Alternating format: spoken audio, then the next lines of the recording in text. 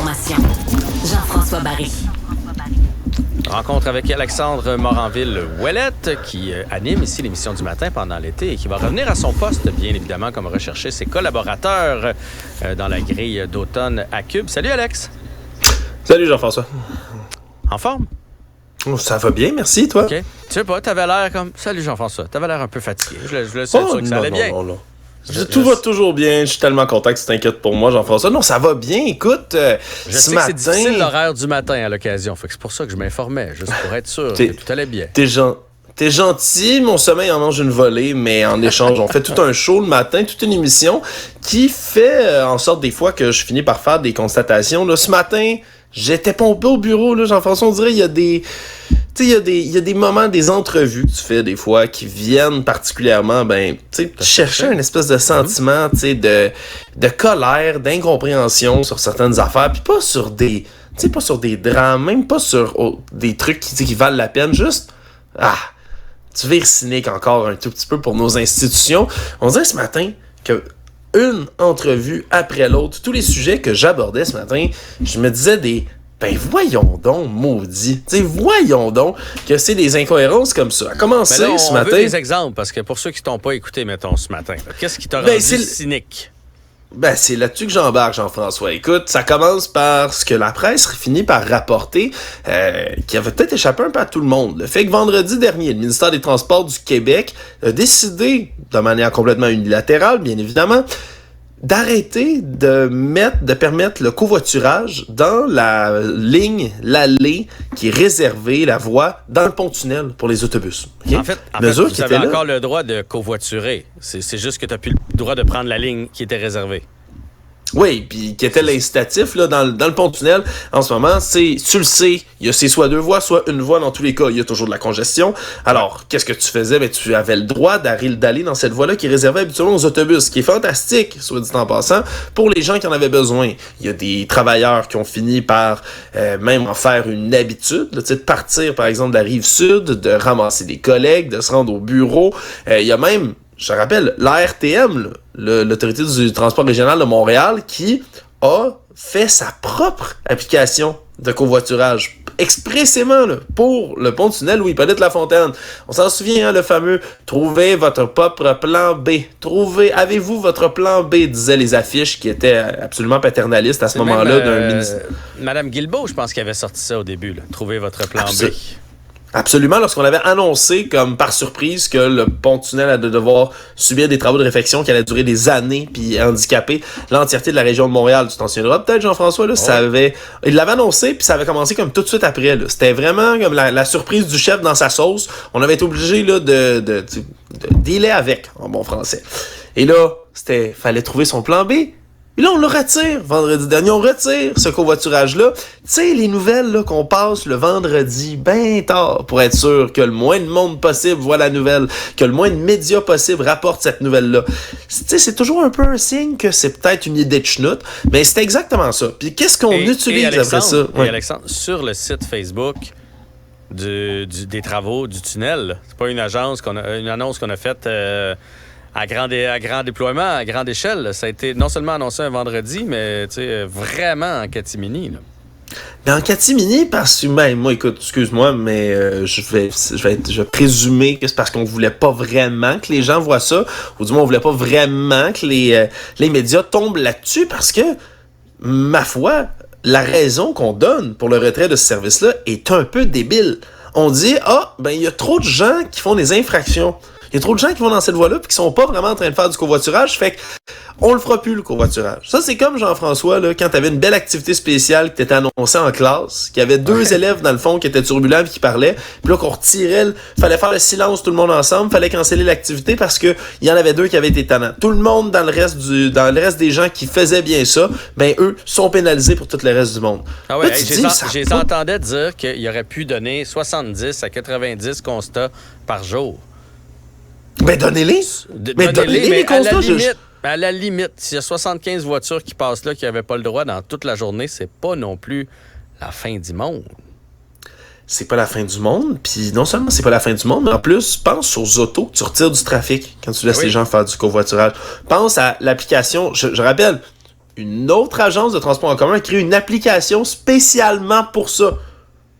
Faut-tu pas communiquer entre deux agences quelque part pour que ça continue à pas fonctionner comme ça? C'était le premier exemple aujourd'hui, on dirait, qui était complètement aberrant. Puis j'ai fini par m'entretenir. Ensuite, je me disais, ça n'a pas de bon sens, avec Marc-Antoine Ducas, qui est le président de Netlift. Là. C'est une entreprise spécialisée de covoiturage, entreprise privée, mais qui offre ce genre de service-là d'application. Lui m'expliquait, ben, tu sais, nous, on a déjà offert au gouvernement d'avoir des lecteurs. On a déjà un logiciel complet pour ça. Avec une caméra, tu peux lire les plaques d'immatriculation des gens qui sont enregistrés pour faire du covoiturage, qui peuvent s'enregistrer sur un site internet gratuitement, puis après ça, mais comme tu es identifié, ben, tu peux lire ces plaques d'immatriculation-là, puis t'assurer qu'il n'y a personne qui se faufile. Lui, tout comme tous les autres propriétaires d'applications de covoiturage, n'ont jamais été consultés du moment où on a décidé de supprimer cette mesure-là. Lui a déjà proposé aussi ce genre d'initiative-là, de mesure, d'avoir des caméras pour détecter les plaques, au gouvernement, au ministère des Transports. On lui a dit, ben non, on n'est pas intéressé, monsieur. Et là, on annonce ça vendredi dernier, on dit, dès lundi, c'est fini le covoiturage. On fait ça parce qu'il n'y a aucune solution, il n'y a aucun remède. Trop de gens qui trichent, on peut plus rien faire, c'est terminé, on baisse les bras, on annule une mesure qui était le plan B que bien des gens avaient trouvé après que vous leur ayez martelé qu'ils devaient le faire. C'est comme une première incohérence, puis tout ça, Jean-François, survient la même journée, puis je vais reparler en ce moment de la RTM. La RTM, là, l'autorité des transports régionaux dans la grande région de Montréal, ben, eux, on apprend même chose aujourd'hui, qui ont donné au-dessus d'1 million de dollars à une firme parisienne, donc en France, pour développer un logiciel. Un logiciel qui, dans le fond, a été répliqué, ou du moins fait plus rapidement, parce qu'on n'a toujours pas droit à cette application-là. Le logiciel, je l'explique rapidement, c'est fait pour recharger votre carte Opus à partir de votre téléphone cellulaire. Grosso modo, là, la même technologie qui sert à payer avec votre cell, par exemple, avec un PayPass, ben, c'est la même chose que vous pourriez utiliser pour directement recharger votre carte Opus. Starbucks a ça depuis longtemps, mettons. Hein? On peut facilement sur notre téléphone recharger notre carte, puis après ça, aller acheter ce qu'on veut. Fait que ça ne doit pas être si compliqué à faire. Ben, écoute, moi, je connais rien dans ces technologies-là, spécialement au niveau de l'exécuter. Fait moi, je donnais les bénéfices du doute. La RTM qui disent, eux, ben, regardez, là, l'Autorité régionale de transport métropolitain, je vais le dire au complet, cet acronyme, mais eux disent, d'ici le premier trimestre 2024, on va vous arriver avec ça. Là, il y a un étudiant du nom d'Alex Lai, qui est étudiant, lui, en génie logiciel à l'Université McGill. En 3 mois, il a fait exactement ce logiciel-là, qui était capable de développer tout seul. Là. Imagine, dans un sous-sol ou dans son appartement, quelque part à Montréal, lui réussit à répliquer exactement la même chose. Pour le plaisir, ça, dit en passant. Là. Lui, il s'est dit, d'après moi, je suis capable de faire ça. Il s'est lancé le défi, puis il a réussi. Ouais, il dit, c'est un gros 3 mois programmer ça. Puis lui, il dit même, mais regarde, moi, je comprends pas que ça fait 8 ans qu'on n'a pas été capable de développer tout ça. La technologie existe là dans presque tous les téléphones cellulaires pour faire ça. Il dit, ben moi, je l'ai développé. Et là, c'est quoi le réflexe de la RTM à ce moment-là? On se dirait, ben là, wow, lui vient de sortir le logiciel avant que la RTM le fasse à coups de millions pour une firme, je rappelle, firme externe d'un autre pays, même pas du génie local. Et là, ben, à la place, l'RTM décide, non, faut enlever ça tout de suite, vous enlevez ça, personne ne devrait utiliser votre logiciel, ça se peut pas, c'est illégal. Lui tombe sa tomate, il est obligé de retirer son logiciel à l'eau, dans n'importe quel endroit fonctionnel au monde, dans n'importe quel business. Quand tu trouves un talent, un jeune talent, quand tu trouves des gens qui ont des expertises, que ce soit pour détecter des plaques pour du covoiturage, que ce soit pour créer une application dont tu as fortement besoin, quand quelqu'un te prouve qu'il a les capacités, les compétences de faire ce genre de choses-là, puis qu'en plus, c'est du talent local, habituellement, ben, tu demandes des avis, tu demandes conseils, t'engages ces gens-là. On dirait qu'on a comme une obsession ici, dans nos institutions publiques, de se priver de ces gens-là. Fait qu'à la place d'engager M. Lai, puis de dire bravo, hey wow, comme t'as été plus efficace que les gens de notre contrôle, on va penser à toi la prochaine fois, ben c'est non, t'enlèves ça, puis c'est fini. On a l'air de quoi? Ben des beaux cabochons, encore. Hein? On a l'air des beaux cabochons dans ces projets de transport-là. Ça continue encore et toujours. Je fais une autre entrevue ce matin. On parle de numérique en classe. Un sujet qu'on a abordé, toi et moi, ensemble, Jean-François, à plusieurs reprises. Intelligence artificielle, téléphone cellulaire. On a toutes sortes de discussions qui reviennent dans l'actualité fréquemment là-dessus. Et là, pour ce qui est de l'intelligence artificielle, on le sait, la ministre de l'Enseignement supérieur, Pascale Derry, arrête pas de dire aux demandes des enseignants qui, eux, veulent des balises extrêmement claires sur ce sujet-là.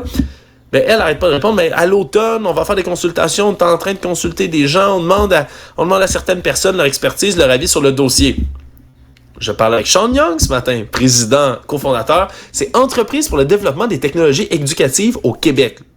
Le nom le dit, là. Développement des technologies éducatives au Québec.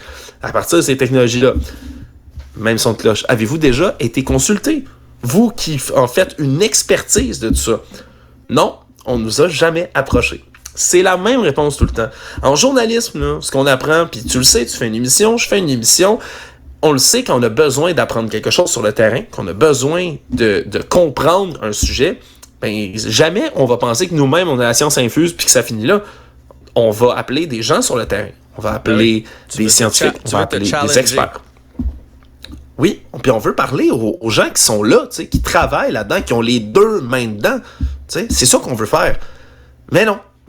Là, ça a l'air qu'on fait des consultations au gouvernement ou qu'on décide de prendre des décisions ou de donner des contrôles, faire des projets. C'est à peu près tout le temps la même réflexion de OK, pourquoi on consulterait les gens sur le terrain? Pourquoi on irait parler aux principaux concernés? Je sais pas, il y a quelque chose qui m'agace profondément dans cette attitude-là, puis on dirait peut-être que aujourd'hui, drôle de hasard, il y avait beaucoup de ces cas-là qui revenaient en même temps dans l'actualité. Mais je me dis, pourquoi on consulte pas nos bons talents? Pourquoi on ne consulte pas les gens qui savent de quoi ils parlent? Puis on en a des expertises au Québec qui sont pertinentes. Je trouve ça frustrant qu'on les écoute pas. T'as bien raison, puis j'étais en train de chercher, là, juste pour être sûr que j'avais bien lu, là, concernant la RTM, là, non seulement il y a le contrat pour développer l'application, mais il va y avoir une redevance qui va être donnée à cette compagnie française-là, là, parce qu'on parle de 350 000 transactions présentement, ça pourrait monter à 5 jusqu'à 7 millions de transactions annuellement, et eux vont être payés à chaque fois que quelqu'un fait une transaction. Donc, il va y avoir une redevance sur leur logiciel. Fait qu'en bout de ligne, ça va être beaucoup, beaucoup de sous qui va partir vers une compagnie française, alors qu'il y a un jeune qui était capable de la faire ici et on aurait pu probablement bénéficier de ses recherches et de son talent. Je m'explique pas qu'une autorité de transport comme ça, à côté de Montréal, on parle d'une autorité de transport montréalaise et de ses environs, Montréal, le pôle des applications et des technologies numériques, la capitale mondiale de l'intelligence artificielle, on n'a pas été capable de juste regarder pour être sûr qu'il y avait quelqu'un, quelque part, une firme, n'importe laquelle, qui pouvait peut-être nous offrir un service. Fallait aller jusqu'en France. Je comprends pas. Je m'explique pas honnêtement. Puis c'est plate parce que la RTM, c'est excessivement rare qu'eux vont donner des réponses à des questions qu'on va leur poser. Puis je trouve ça plate qu'on n'ait pas qu'on n'ait pas au moins un peu d'imputabilité, qu'on prenne des décisions comme celle-là. C'est vraiment, je dis pas qu'ils étaient obligés de connaître qu'il y avait un étudiant qui travaillait sur ce genre d'affaires-là. Non. Mais je pense qu'il y aurait eu quand même moyen de sonder un tout petit peu du talent d'ici. Mais bon, hein? On va avoir notre application plus tard que prévu, plus tard qu'on aurait pu l'avoir, semble-t-il. Puis, on va donner des redevances à des Français. Allons-y pour ça. Voilà. Écoute, je m'inquiétais pour voir si tu étais bien réveillé en début de chronique. Je vois que tu étais très, très bien réveillé, Alexandre. On se reparle demain. Peut-être un peu trop, on va aller me recoucher dans mon cercueil, Jean-François. C'est bon, le vampire de Schlager Maisonneuve. Salut. Bye, là. Restez